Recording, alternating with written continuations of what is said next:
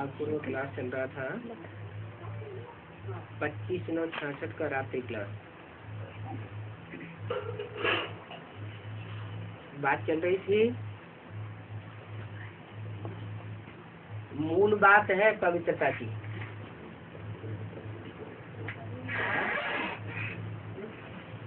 ज्ञान में मूल लक्ष्य क्या है?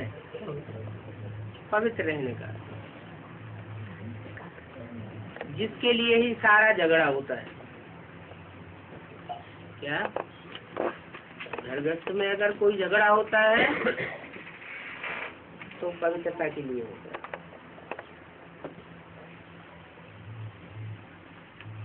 और लौकिक दुनिया में, लौकिक दुनिया वालों से और अलौकिक ब्राह्मण परिवार वालों से अगर कोई झगड़े होते हैं तो उसका मूल कारण क्या है? पवित्रता। और ब्राह्मण परिवार में भी बेसिक नॉलेज वालों में और एडवांस नॉलेज वालों में, दोनों के बीच अगर कोई झगड़ा होता है तो मूल बात क्या है? पवित्रता की। क्योंकि एडवांस नॉलेज में जो चलते हैं उनकी पवित्रता की परिभाषा भी गहरी है। दुनिया वालों की पवित्रता की परिभाषा है घर गृहस्थ छोड़ दो और जंगल में जाके पवित्र रहो। वो पवित्रता को मानते हैं। बेसिक ब्राह्मणों की दुनिया में ये सिखाया जाता है कि नहीं, घर गृहस्थ को छोड़ने की बात नहीं है, घर गृहस्थ में भले रहें, लेकिन घर गृहस्थ में रहते हुए भी बुद्धि योग से अपवित्रता को छोड़ना है और पवित्र रहना है। और एडवांस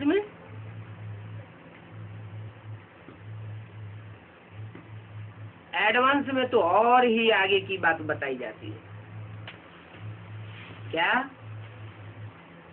कि घर गृहस्थ की कीचड़ में रहते हुए भी, कर्मेंद्रियों से कर्म करते हुए भी मन बुद्धि को उपराम रखना है। इन बातों को न समझ पाने के कारण झगड़े होते हैं। क्रोध के कारण कितने मरते हैं। क्रोध कब आता है? काम की आस पूरी नहीं होती है तो कामेशु क्रोधेशु हो जाते हैं।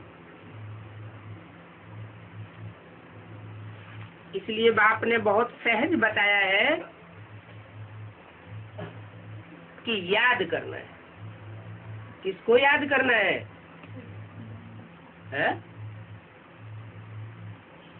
मिट्टी को याद करना है, पत्थर को याद करना है, पत्थर के लिंग को याद करना है, कोई भी महात्मा को याद करना है, गुरु को याद करना है,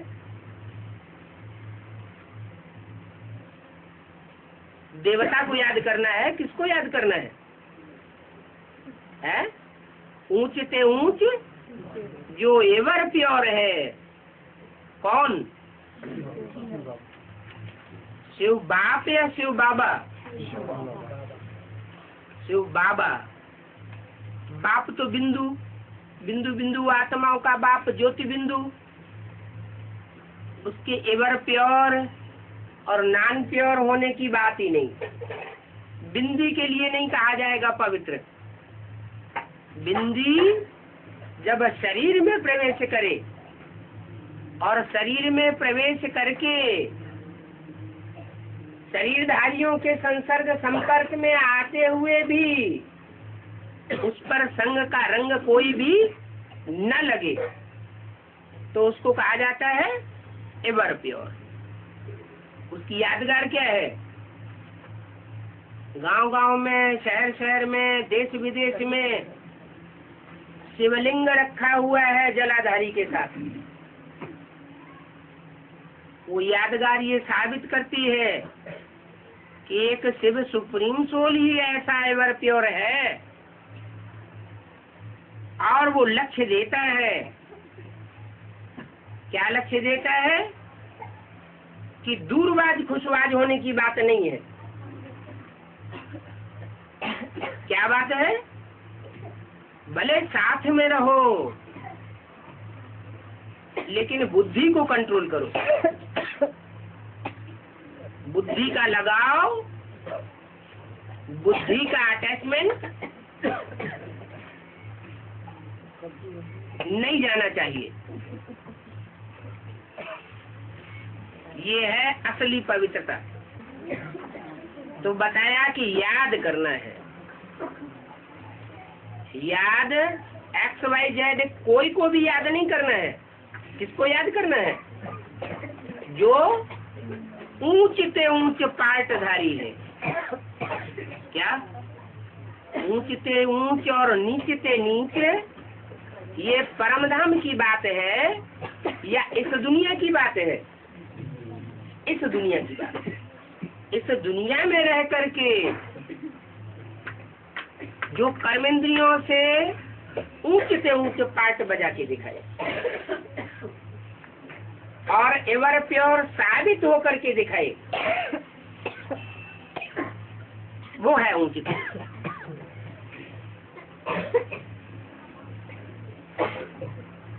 रंग का रंग अगर अटैचमेंट है तो जरूर लगेगा। अगर बुद्धि डिटैच है, निर्लिप्त है, तो संग का रंग नहीं लग सकता। कर्म इंद्रियों का ये स्वभाव है कि कर्मेंद्रियों से जब हम कर्म करते हैं और बुद्धि योग कहीं दूसरी ओर लगाते हैं, तो कर्मेंद्रियां अपना भोग स्वीकार नहीं करती। सीधा सा उदाहरण है, जैसे कोई महबूब अपनी महबूबा को याद करता है, याद करते करते कारखाने में काम करता है, रास्ते में जाता है और उसकी आंखों के सामने से ढेर लोग गुजर जाते हैं, उसे कोई याद नहीं रहता। क्यों नहीं याद रहा? आंखें तो खुली हुई थी। क्या कारण हुआ? आंखें खुली होते हुए भी आंखों के सामने से जो लोग गुजर गए वो याद क्यों नहीं रहे? आंखें खुली रही तो आंखों ने अपने विषय को ग्रहण क्यों नहीं किया? क्योंकि बुद्धि महबूबा की तरफ थी। जो लोग आंखों के सामने गुजर गए उनकी तरफ बुद्धि योग नहीं गया। ऐसे ही दूसरी इंद्रियों का भी स्वभाव है। इंद्रियां मन बुद्धि के लगाव के बगैर अपना भोग स्वीकार नहीं करती। तो ऐसी प्रैक्टिस करनी है कि इंद्रियां संग में रहते हुए भी अपने विषय भोग को स्वीकार न करें, तो कोई भी पाप कर्म नहीं लग सकता।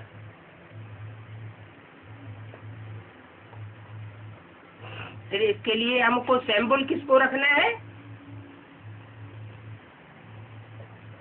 किसी को फॉलो करना होता है तो एक सैंपल रखा जाता है। हमारा सैंपल है शिव बाबा। 2-3 रोज जैसे मनुष्य भूख हड़ताल करते हैं ना, तो इसमें भी याद करने का ऐसा सख्त पुरुषार्थ करना चाहिए। क्या? कि हमें किसी की याद न आए।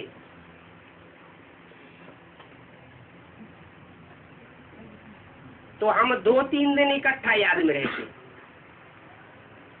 जितना हो सके अपने साथ एक की याद करने की प्रतिज्ञा करनी चाहिए कि हम एक के अलावा और कोई दूसरे को याद नहीं करेंगे। याद से अपना जमा तो कर ले वे। कैसी याद से? कैसी याद? विविचारी या अविविचारी? अब विविचारी याद से जमा होगा।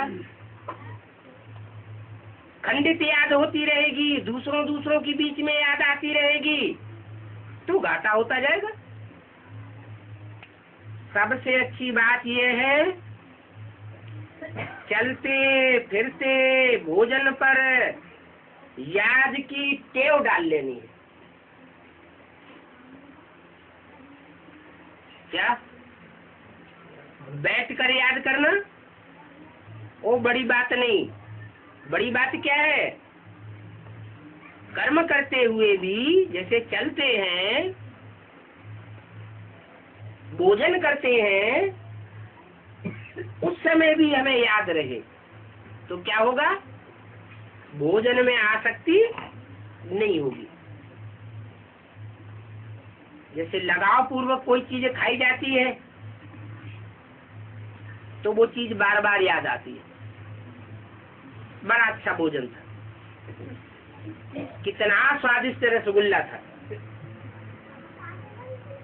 तो पदार्थों की भी याद आती है। जिन्हें चैतन्य आत्माओं का संग किया जाता है कर्मेंद्रियों से, वो भी याद आती है।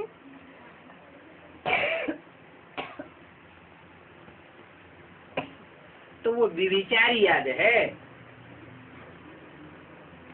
ऊंचे से ऊंचे एक को ही याद करना है, तब अंतमते सुगति होगी। तो ऊंची से ऊंच पद मिलेगा। अभी सबका अंतिम समय है, सबकी अंतमते सुगति होने वाली है। टाइम बहुत नजदीक आ चुका।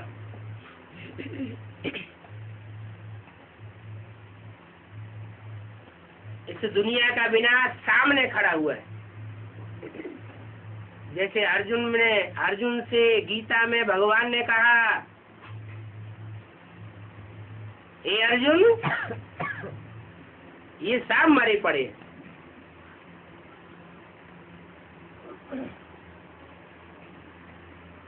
तो क्या उस समय जब शरीर छोड़ना होगा, देह का ममत्व छोड़ना होगा, विनाश के टाइम पर क्या बैठ के याद करने का मौका मिलेगा? कोई जरूरी है कि चैन से वहां बैठ सकेंगे? चारों तरफ हाहाकार होगा, भागदौड़ मचेगी, तो उस समय बैठ के याद करने का मौका मिलेगा क्या? नहीं मिलेगा। तो क्या प्रैक्टिस करनी चाहिए? कर्म करते, चलते फिरते, भोजन करते भी याद में रहना है, लेकिन एक की याद में रहना। याद की यात्रा से तुमको फायदे बहुत है। क्या क्या फायदा होगा? एक तो अब विचारी याद की प्रैक्टिस पड़ेगी। दूसरा, जितना जितना हम याद करेंगे उतना वायुमंडल शुद्ध होगा। याद के टाइम में हमारी आंखों से जो वाइब्रेशन निकलता है, जिन जिन आत्माओं पर, वस्तुओं पर वो वाइब्रेशन पड़ेगा, वो पदार्थ भी, वो आत्माएं भी पवित्र होती जाएंगी। जितना जितना हम अभी विचारी याद में रहेंगे, हमारे पाप कर्म भस्म होते जाएंगे। और जितने जितने हमारे पाप कर्म भस्म होंगे, उतना हम धर्मराज की सजाओं से बचेंगे।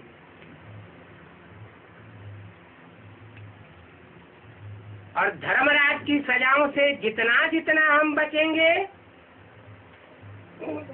उतना उतना हमको ऊंच पद मिलेगा, जन्म जन्मांतर के लिए ऊंचा पद बन जाएगा। तो याद से कितने फायदे हैं। कहते हैं योग बल से विश्व की बादशाही मिल सकती है।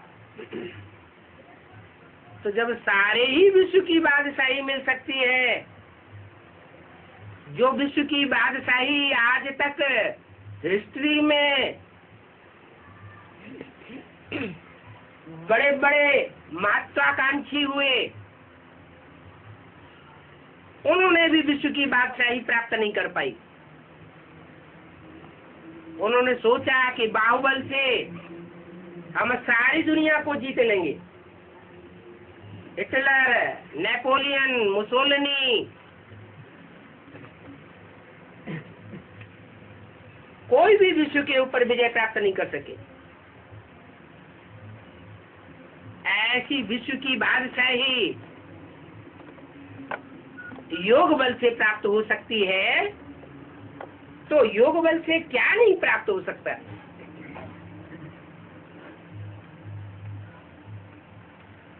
ये याद भगवान का सबसे बड़ा प्रसाद है, सबसे बड़ी देन है।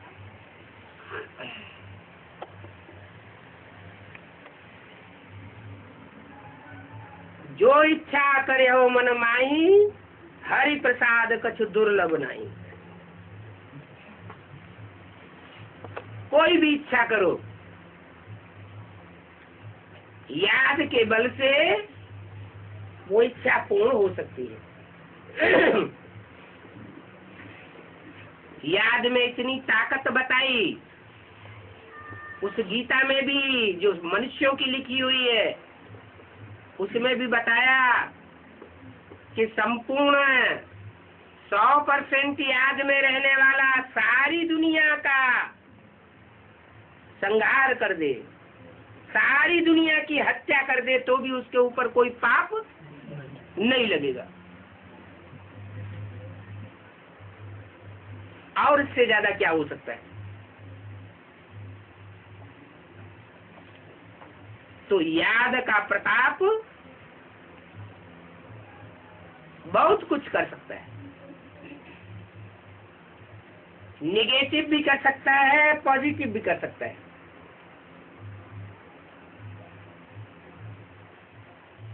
तुम तो विश्व को पवित्र बनाने के निमित्त बनते हो। क्या विश्व में जो विश्व धर्मों की, हर धर्म की जो आत्माएं हैं, उन 500-700 करोड़ मनुष्य आत्माओं को याद के बल से पवित्र बनाते हो। सिर्फ आत्माओं को ही नहीं, मनुष्य आत्माओं को ही नहीं, मनुष्य के आधार पर चलने वाले जो कीट, पशु, पक्षी, पतंगे हैं, वो भी पवित्र हो जाते हैं। मनुष्य सुधरता है तो सब प्राणी मात्र सुधर जाते हैं, और मनुष्य बिगड़ता है तो सारे ही प्राणी बिगड़ जाते हैं। उदाहरण के तौर पर जंगल में जो प्राणी रहते हैं वो ज्यादा बीमार पड़ते हैं, या मनुष्य के संसर्ग संपर्क में जो प्राणी रहते हैं वो ज्यादा बीमार पड़ते हैं। कौन से पशु पक्षी ज्यादा बीमार पड़ते हैं? जो मनुष्य के संसर्ग संपर्क में रहते हैं वो ज्यादा बीमार पड़ते हैं। क्यों? क्योंकि मनुष्य ज्यादा विकारी हो गया है। वो विकारी वाइब्रेशन जानवरों को भी कन्वर्ट कर देते हैं, उनके वाइब्रेशन भी कन्वर्ट होते हैं। जो जितना ज्यादा विकारी बनता जाएगा उतना ज्यादा बीमार धीमार दुखी रोगी परेशान होता जाएगा।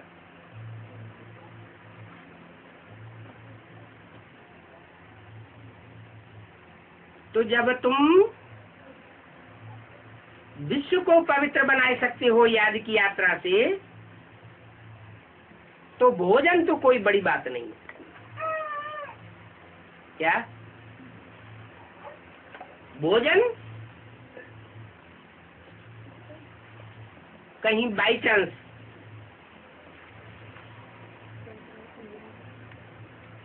रिश्तेदारी में हम सेवा करने के लिए गए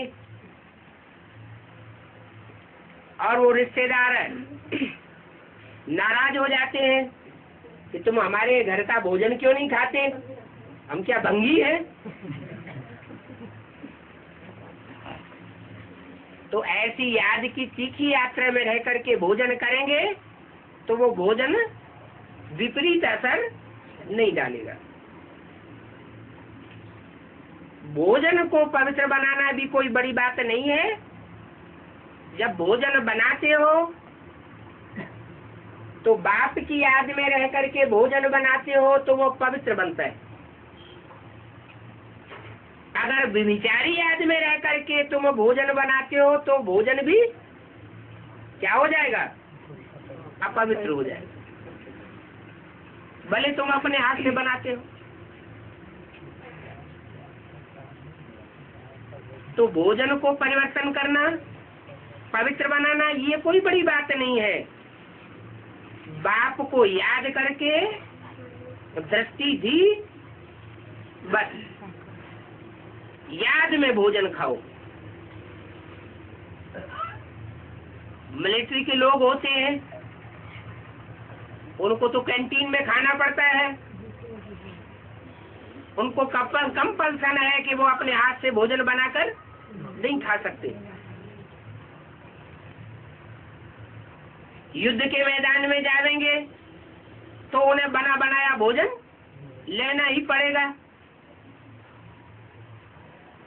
तो क्या वो अपवित्र बनते रहेंगे? वो ज्ञान योग में नहीं चल सकते, ईश्वरीय राजयोग नहीं सीख सकते। सीख सकते हैं। उसका तरीका ये है कि याद में रह करके भोजन करें, याद में रह करके लड़ाई लड़े, युद्ध करें।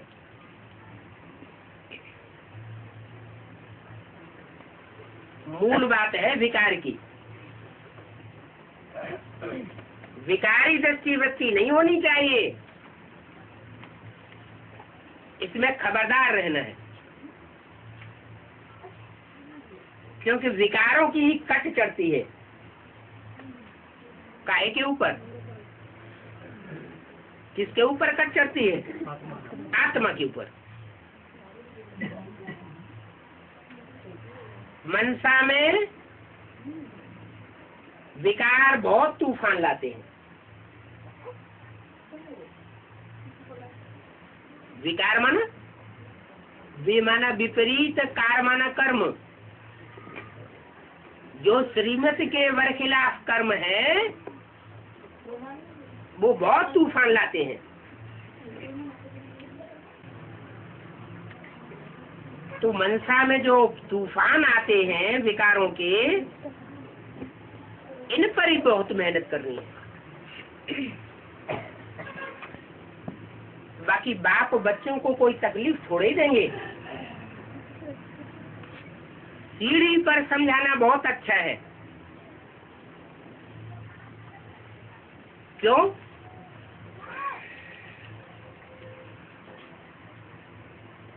क्यों बहुत अच्छा है? हैं?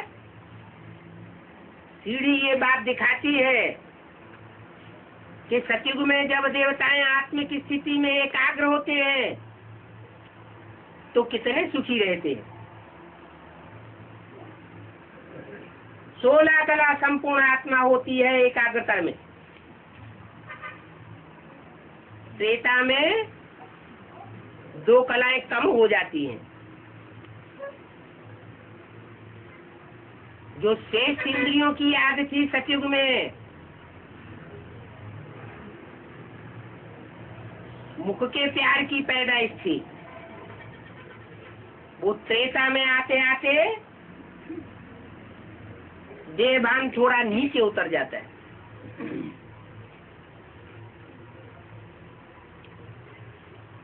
तो प्योरिटी की पावर कम हो जाती है।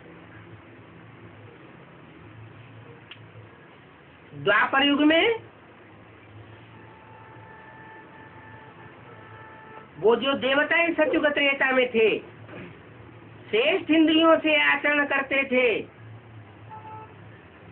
उनका बुद्धियोग भ्रष्ट इंद्रियों में पहुंच जाता है। और जब भ्रष्ट इंद्रियों में बुद्धियोग जाता है तो तेजी से पतन होता है, विविचारी वासना बढ़ती है। और कलयुग में जाकर अनेक मतांतरों का सृजन होता है।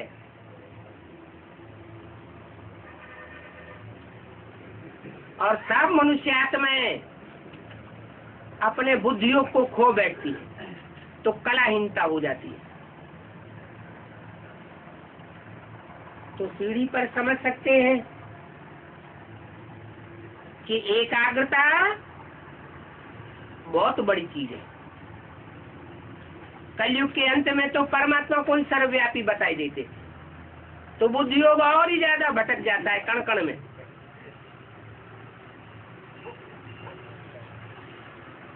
कण कण में बुद्धियोग भटकेगा। हर मनुष्य आत्मा से वो हम बन करके बैठेगी, आत्मा से परमात्मा हो जाएगी, तो बुद्धियोग का हाल क्या होगा? एकाग्रता घटेगी या बढ़ेगी? घटेगी। तो सीढ़ी पर समझाना बहुत अच्छा है। रचयिता और रचना की नॉलेज जो ऋषि मुनि भी नहीं जानते थे, वो सीढ़ी पर तुम रचयिता और रचना की नॉलेज समझाते हो। रचयिता है राम बाप और रचना है कृष्ण बच्चा। दोनों ही आत्माएं 84 जन्म लेती हैं, पूरे 84 का चक्र लगाती हैं। ये राज को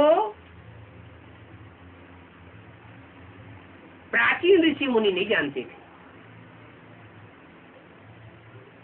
ब्राह्मणों की दुनिया में भी जो पुराने पुराने ऋषि मुनि हैं, दीदी दादी दादाएं हैं,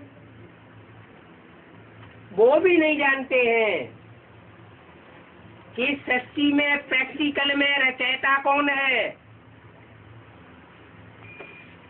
रचयिता होगा, क्रिएटर होगा, तो साकार में होगा या निराकार में होगा?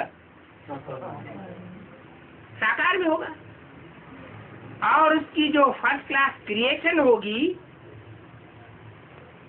फर्स्ट क्लास रचयिता की फर्स्ट क्लास क्रिएशन, वो भी साकार में होनी चाहिए।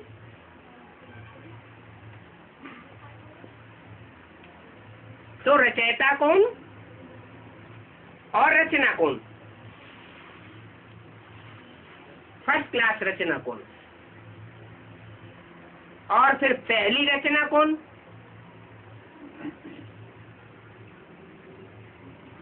ये ज्ञान होना चाहिए। शिव परमात्मा जब इस सृष्टि पर आता है तो पहली रचना कौन सी रचता है? माता। माता में प्रवेश करके ज्ञान को सुनने और सुनाने का फाउंडेशन डालता है। तो वह है प्रकृति माता। गीता माता बहुत पावरफुल है। जब वो विकराल रूप धारण करती है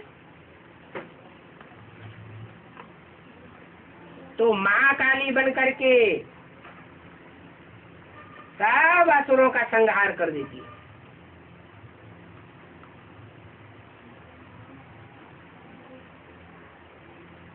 वही बचते हैं जो नई सृष्टि में जाने योग्य होते हैं।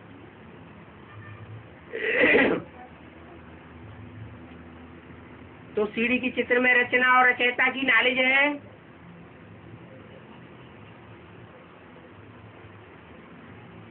इनसे रोशनी बहुत अच्छी आ जाती है।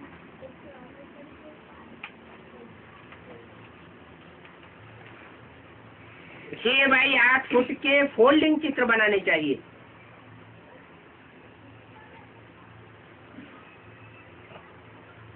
जो बड़े चित्र होते हैं वो शो अच्छा करते हैं। नहीं तो अंधे की औलाद अंधों को दिखाई नहीं देता है।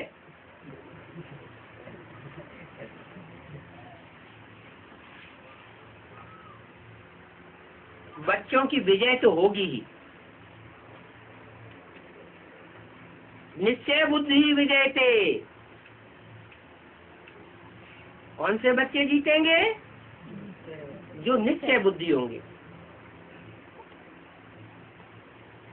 प्रदर्शनी में जो भी सुनते हैं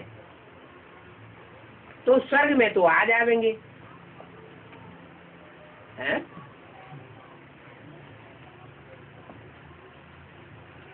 सुनने मात्र से ही स्वर्ग में आ जाएंगे। तो बेसिक नॉलेज में जड़ चित्रों की प्रदर्शनी तो बहुत हुई।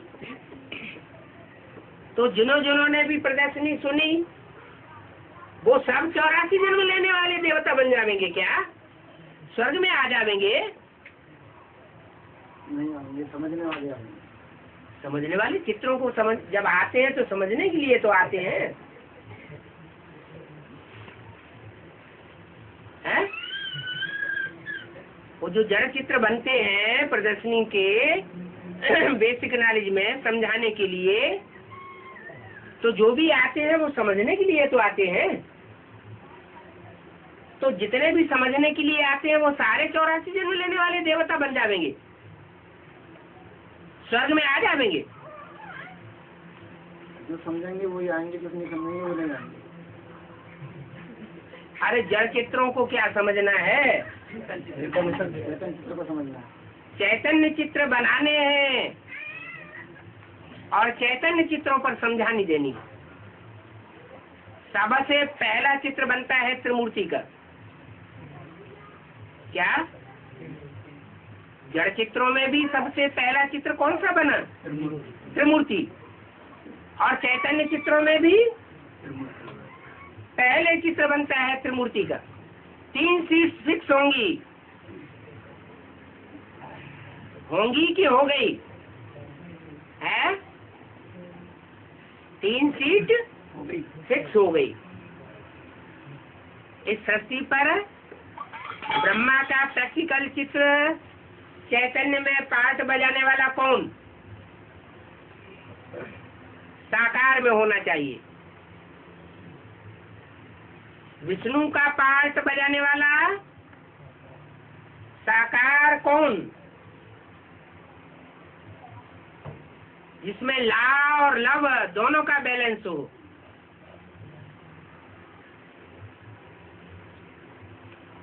और ला फुल पार्ट बजाने वाला कौन? तीसरी मूर्ति जो दिखाई गई है, शंकर। ये तीनों मूर्तियों का ज्ञान बुद्धि में होना चाहिए। अगर बुद्धि में ये ज्ञान नहीं है तो स्वर्ग में आने योग्य नहीं है। क्यों? 3 मूर्तियों की प्रैक्टिकल में पहचान अगर बुद्धि में नहीं है तो वो आत्मा स्वर्ग में नहीं आ सकती। बाप को त्रिमूर्ति बाप को नहीं पहचाना तो बाप का वर्षा स्वर्ग कैसे मिलेगा? इस जन्म में जीते जी नहीं मिल सकता।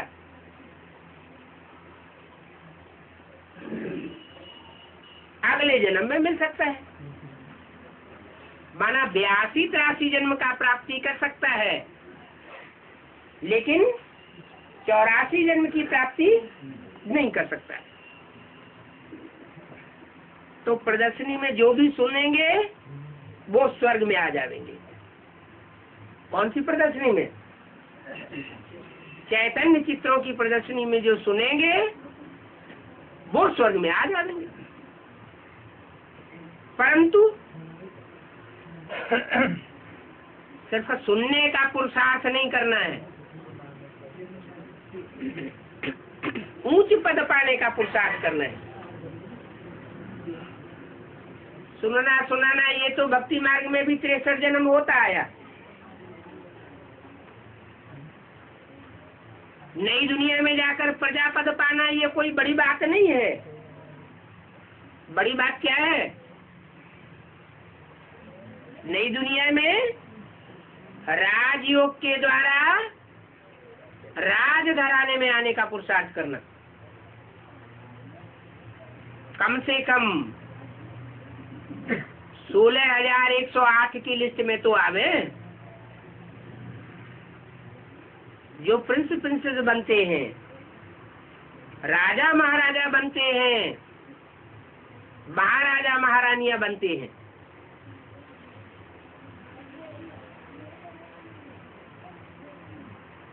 तो पद पाने का पुरुषार्थ करना चाहिए। 16,000 का भी लास्ट पद पाने का पुरुषार्थ नहीं करना है। क्या करना है? कम से कम 1,000 जो ब्रह्मा की सहयोगी आत्माएं गाई हुई हैं, जो कहते हैं श्री श्री 1008 सच्चिदानंद स्वामी जी महाराज, वो तो टाइटल धरा लेते हैं। असली टाइटल तो बाप का है। ब्रह्मा बाप जिसकी 1000 भुजाएं सहयोगी बनती है, उन सहयोगी भुजाओं में तो नंबर आवे। पुरुषार्थ तो करना चाहिए 108 में आने का, और भी ऊंची महत्वाकांक्षा हो तो 8 में आने का पुरुषार्थ करना।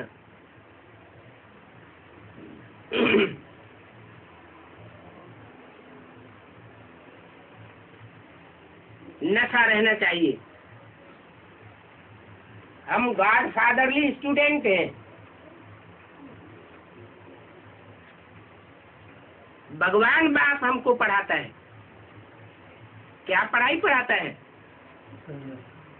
राजयोग की पढ़ाई पढ़ाता है। सहज ज्ञान और सहज योग की पढ़ाई से हम जन्म जन्मांतर का उच्च पद पा सकते हैं। जैसे बाप ज्ञान सागर है, तुम भी ज्ञान सागर बनते हो। जो जितना ज्ञान धारण करता है वो उतना ही उच्च पद पावेगा। क्या? यहाँ उम्र के हिसाब से गिनती नहीं होती छोटे बड़े की,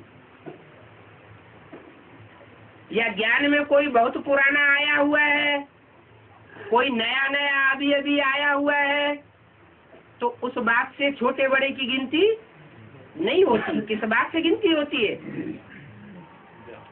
जो ज्ञान में बड़ा वो बड़ा ठहरा, उच्च पद पाने योग्य।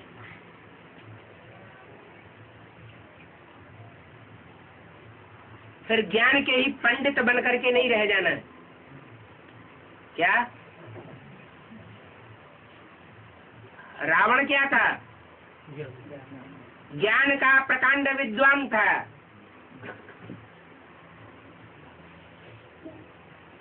पावरफुल आत्मा थी,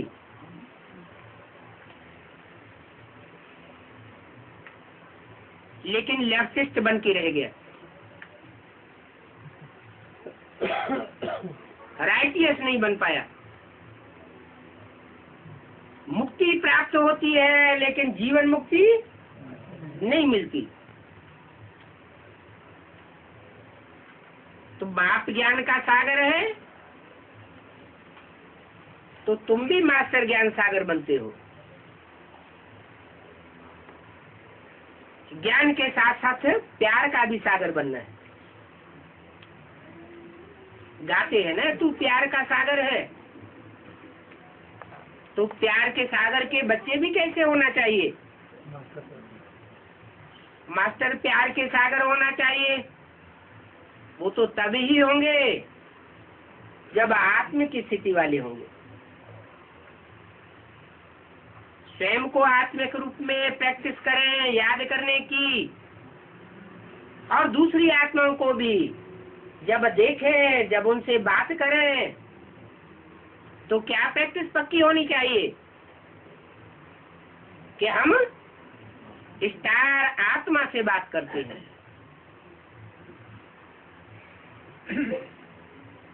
तो ज्ञानी भी बनना है, प्यारा भी बनना है और पवित्र रहना है। काम कटारी चलाना ये बड़ी भारी हिंसा है, डबल हिंसा है। तुम तो डबल अहिंसक बन रहे हो।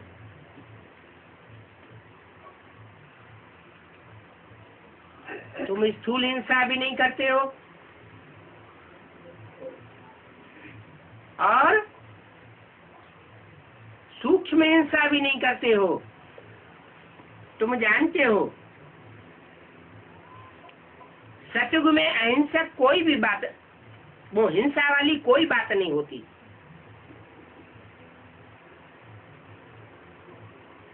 वहां सब अहिंसक होते हैं। दृष्टि से भी हिंसा नहीं करते, बारे व्यभिचारी नहीं बनते।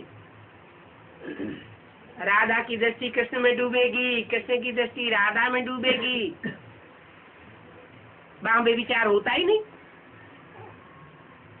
तो वाइब्रेशन का टकराव भी होता नहीं।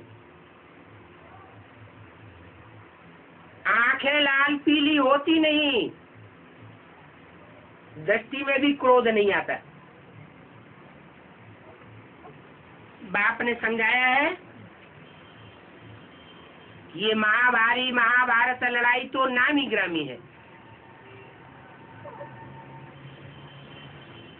कैसी लड़ाई? महाभारी। इतना खूनखार युद्ध और किसी लड़ाई में 2500 वर्ष में नहीं हुआ। पहले ब्राह्मणों की दुनिया में सूक्ष्म रूप से महाभारत संकल्पों का युद्ध होता है, वाचा का युद्ध होता है। और जब वो युद्ध पूरा होता है तो बाहर की दुनिया में खूनी क्रांति होती है। एक होता है संकल्पों का खून और एक होता है स्थूल खून। नसें नाड़ियों में 2 तरह का खून बहता है, शुद्ध खून भी और अशुद्ध खून भी।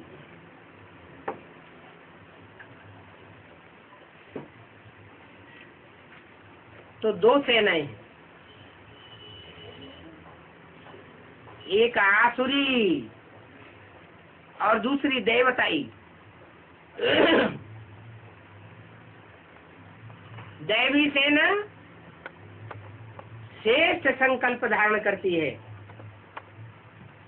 श्रेष्ठ संकल्पों का खून बहाती है, कोई की ग्लानि नहीं कर सकती। ज्ञान की बातें सुनना और ज्ञान की बातें सुनाना, ज्ञान का मनन चिंतन करना और दूसरों को भी ज्ञान का मनन चिंतन मंथन कराना।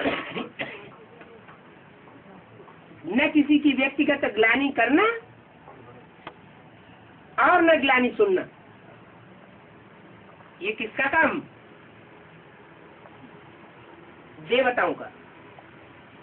ये दैवी सेना का काम है, आसुरी सेना का काम इसके विपरीत है।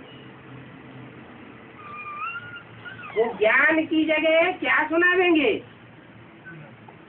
अज्ञान ही सुनावेंगे, ग्लानि की बातें सुनावेंगे।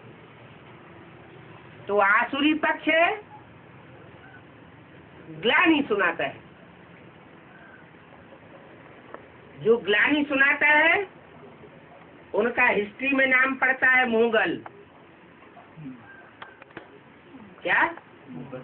मुगल। मुंह कैसा हो गया? गल गया।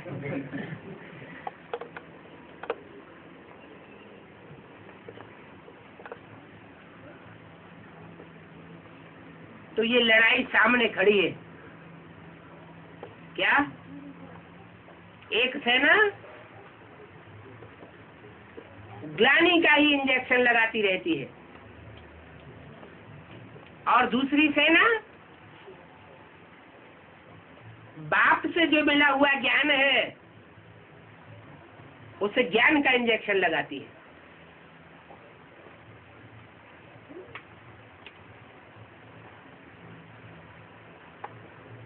ये लड़ाई नामी ग्रामी है, 5 वर्ष भी चल सकती है। परंतु समस्या अर्जुन देरी है। राजधानी अभी पूरी स्थापन कहाँ हुई है? जब तक पूरी राजधानी स्थिरियम नहीं होती, राजधानी हिलती डुलती है, तब तक विनाश नहीं हो सकता। ये भी जानते हैं।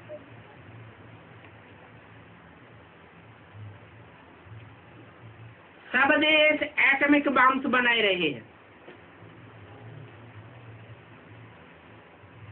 क्या? भारत में भी एटॉमिक बम्स बनाने का प्रयास कर रहे हैं। पाकिस्तान जैसे छोटे छोटे देश भी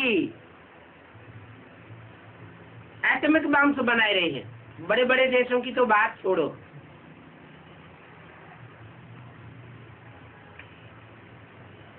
ये एटॉमिक बम्स भी बेचना शुरू कर देंगे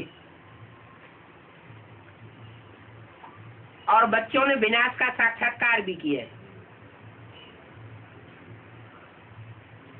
तुम तो बैठे हो नर से नारायण बनने के लिए। नर से नारायण वो ही बनेंगे जो स्थापनाकारी होंगे। तो बच्चों को बड़ा उल्लास में रहना चाहिए, उमंग उत्साह में रहेंगे तो दूसरों को भी उमंग उत्साह के वाइब्रेशन देंगे।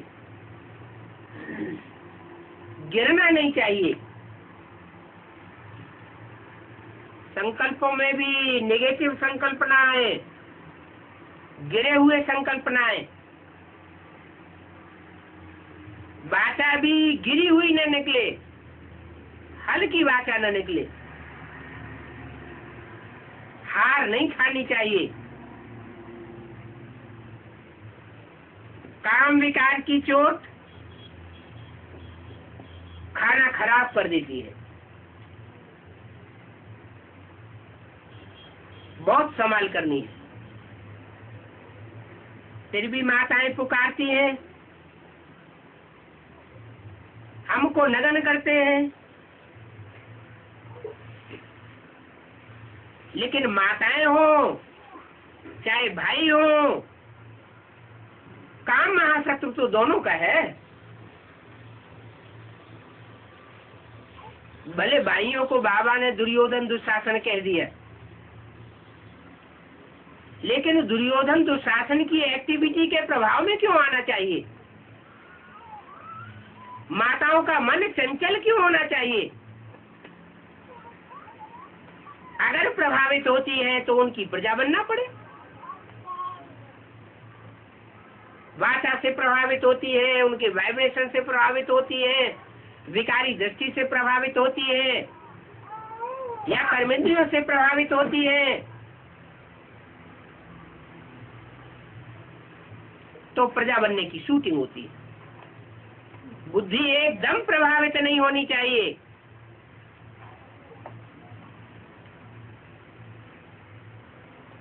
तन जैसे मुर्दा बन जाए, बुद्धि बाप की याद में ऊपर उड़ जाए, कोई पाप नहीं लगेगा। तो काम महाशत्रु दोनों का है, माताओं का भी काम महाशत्रु है अगर आकर्षण में आ जाती हैं।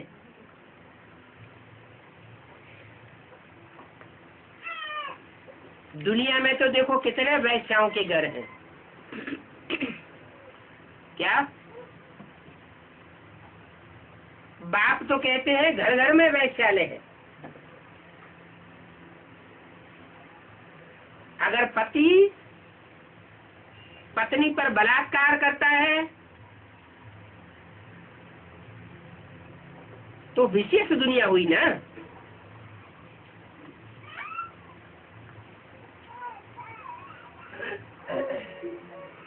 माताएं मन बुद्धि से एक बाप की बन चुकी,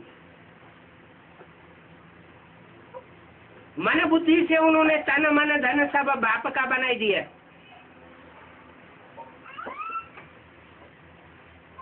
भले प्रैक्टिकल में बंधन में है, फिर अगर मन चलायमान हो जाता है, दृष्टि चलायमान हो जाती है, इंद्रियां विचलित हो जाती है, एक बार अंजाम करने के बाद तो वैश्या की शूटिंग होती है या सदवा की शूटिंग होती है।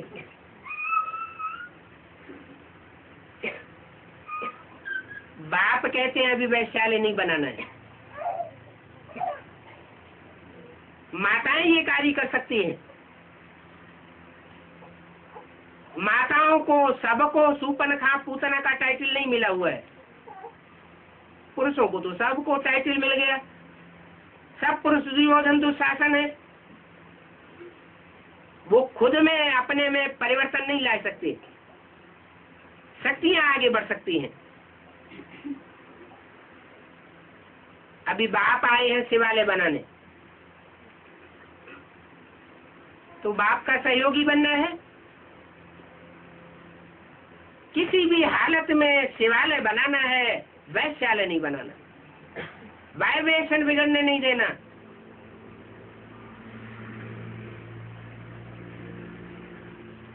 अभी गवर्नमेंट पीछे हट रही है, क्योंकि तुम समझते हो ये तो रावण राज्य है। रावण राज्य में वैश्यालय घटेगा या बढ़ेगा?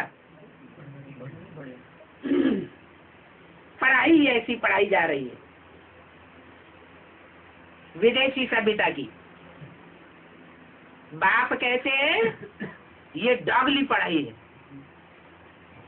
कुत्ता कुतिया बनाने वाली पढ़ाई। कोई यार प्यार इस दुनिया में, कलयुग की दुनिया में नहीं होता। सब धोखेबाज है। जब विनाश का टाइम आवेगा तो सब पीछे कदम हटा लेंगे।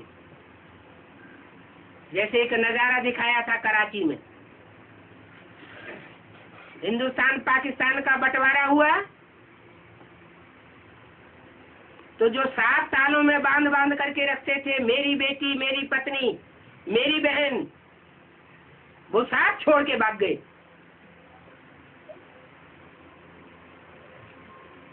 मेरा मेरा सब खलास हो गया। एक का ही आसरा रह गया, एक शिव बाबा, दूसरा न कोई। तो वैश्यालय है रावण की स्थापना, मेरी स्थापना है शिवालय। बच्चों को बहुत खुशी होनी चाहिए कि हम शिवालय में जाने वाले हैं।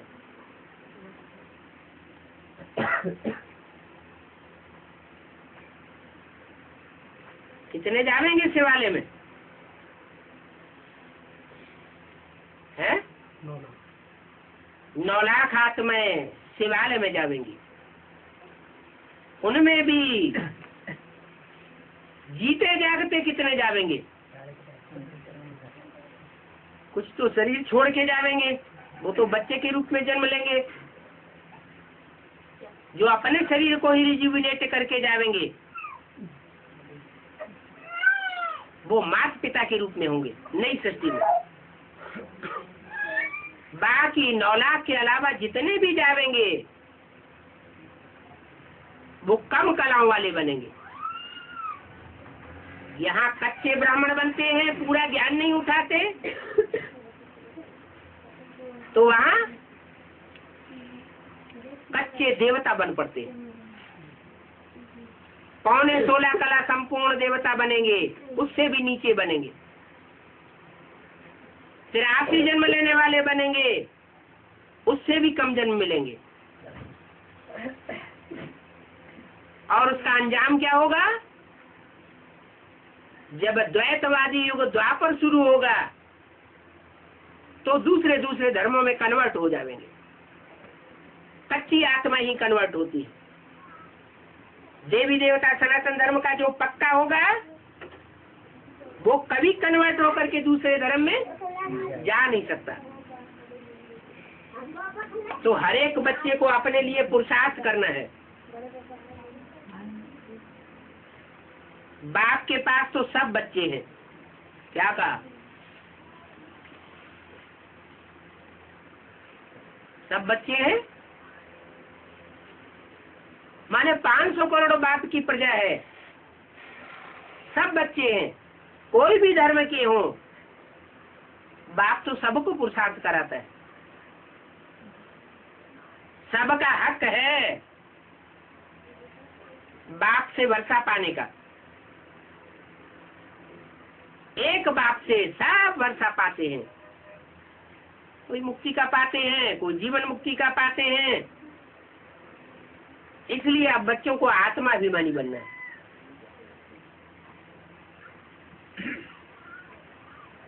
शरीर का भान छोड़ देना है। क्या?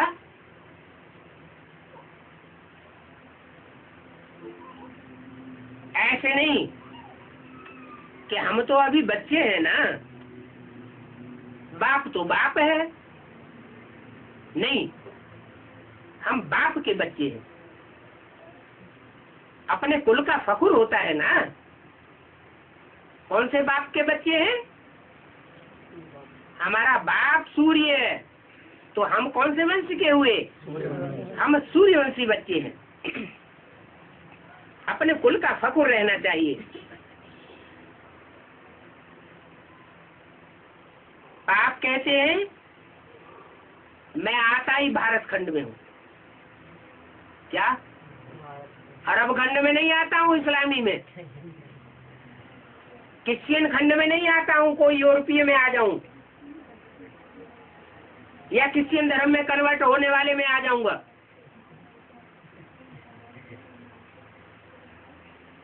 या चीनी जापानी में आ जाऊंगा, मलेशियन में आ जाऊंगा, बौद्धी में आ जाऊं। मैं किस में आता हूँ? बौद्धी धर्म खंड वाले में भी नहीं आता हूँ, क्रिश्चियंस में भी नहीं आता हूँ, और इस्लामी या मुसलमान में भी नहीं आता हूँ। किस में आता हूँ? भारतवासी में आता हूँ, भारत में आता हूँ। मैं पतित पावन हूँ। क्या? और दूसरे खंड और वहाँ के वासी बाद में आते हैं, और भारतवासी तो बहुत पुराने हैं। तो ज्यादा पतित कौन बनते? जो जास्ती पुराने हैं वो जास्ती पतित बनते हैं। तो मैं पतितों को आकर पावन बनाता हूँ।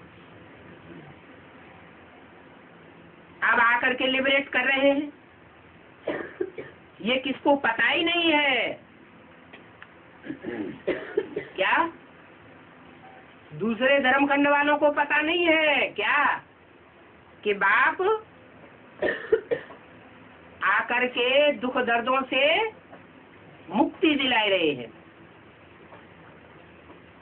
ये शरीर रहते रहते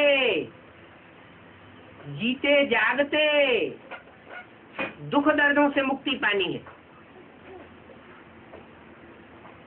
उसको कहते हैं जीवन मुक्ति।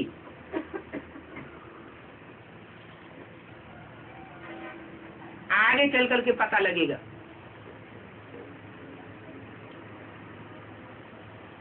क्या कि लिबरेटर बाप आया हुआ है।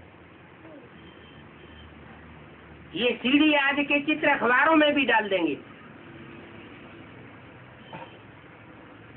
कि भारत कैसे पतित बनता है अनेकों के संग के रंग में आने से, और भारत कैसे पावन बनता है एक के संग के रंग में आने से।